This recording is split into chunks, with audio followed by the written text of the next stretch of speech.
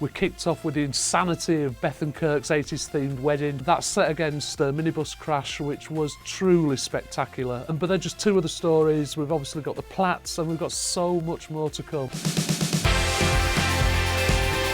The crash is going to have immense consequences. For Steve, it absolutely forces him to admit to his depression and finally do what he should have done months ago, and that's turn and beg Michelle for help which she will give him. So very quickly into this, he proposes. So although it's going to be a long journey, and with the pills, with the therapy, it's ultimately a really uplifting one. And we are going to be heading sort of early summer towards a wonderful, very Corrie street wedding. We'll find a way through this. Really?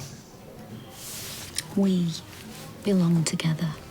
It's not all good news for Steve, because what Michelle realised, that in the months while he was silently dealing with his depression, he wasn't just spending more money than he had, he wasn't paying the VAT bills, he wasn't paying the taxes, and it pretty much looks like they could lose the Rovers. They haven't got the money.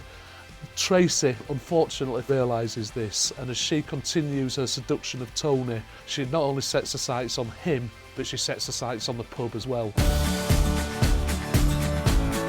The clock is potentially ticking for Michael with his heart condition, and they want as quickly as possible to get married. Unfortunately, this will coincide with the arrival of the real Gavin, and it looks like the secret that Andy's carrying, which by now Gail also knows and hasn't told Michael, will be unravelling. The guy's got nothing but loathing for his father, and Gail finds herself being blackmailed. Just think about how, in a couple of weeks, when you're all better, we'll be making plans for our wedding.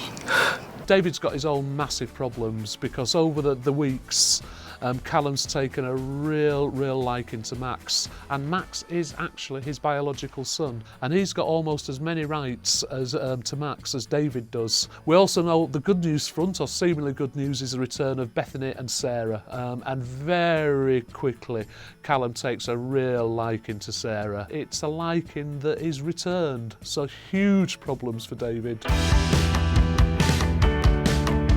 Triangle between Sally, Tim and Kevin. It's been wonderful, especially the bromance there. But there are other new faces coming along, well, returning faces coming along, and this time in the form of Jenny Bradley, who very quickly gets involved with Kevin. And we know Jenny's got history on the street, and she left really under a cloud and really hurt Rita. But for a while, I think, well, she has changed. She's changed a lot and had a life off the street. But there are bigger secrets that she's got, bigger secrets that drive her. And as the weeks progress, Sophie's going to be one of the first people to start to suspect that all is not as it seems.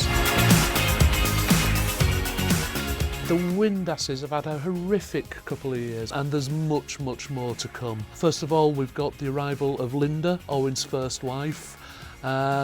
And what she comes with is a really horrible revelation. Owen, from the word go, is terrified of her presence. If that wasn't bad enough, what Faye realises before anyone else is that she's pregnant, and with Craig at her side, she's determined to protect her family from this, to hide her family from this. No, this is not happening.